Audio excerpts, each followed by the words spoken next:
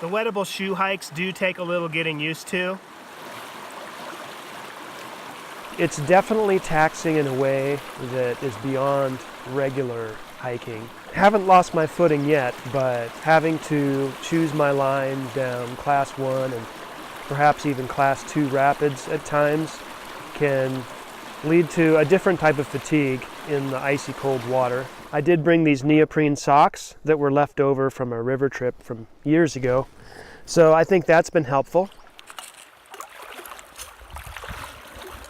Unless I'm going crotch deep in the water, it's generally still easier to walk through the river than battle up the bank and through the thicket and then back down the bank to walk around the river and try to stay dry. I came into this trip expecting there to be more of a chocolate milk type of turbidity to the river, but it's actually been mostly clear, and it's pretty rare to get to points where I can't see the bottom of the river.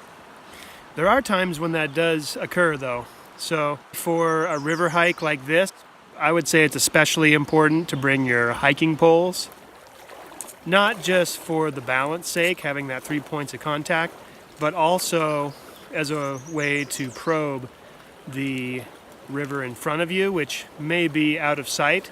Once you stick your pole down, you can get a sense of how deep it is and whether or not you're willing and able to go through that type of depth at the moment.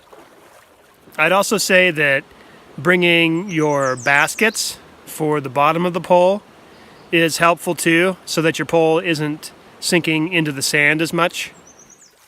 I've been able to get by with just the one basket on one pole, but the other pole is without a basket. I could definitely feel that sinking into the softer sand and the quicksand-like areas as well. Which brings me to another point.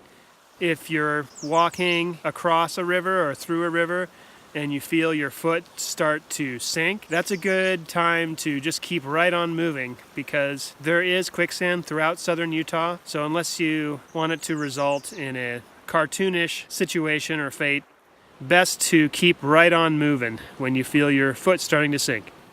With experience, one starts to see patterns in how the water flows, where the water tends to be deepest. For example, on the upstream side of big rocks, it tends to dig out soil and sand from in front of those big rocks, while sometimes, depending on the current, leaving a nice sandbar on the downstream side of those big rocks. So noticing those sorts of patterns will help a river hiker navigate and avoid the deepest sections of the river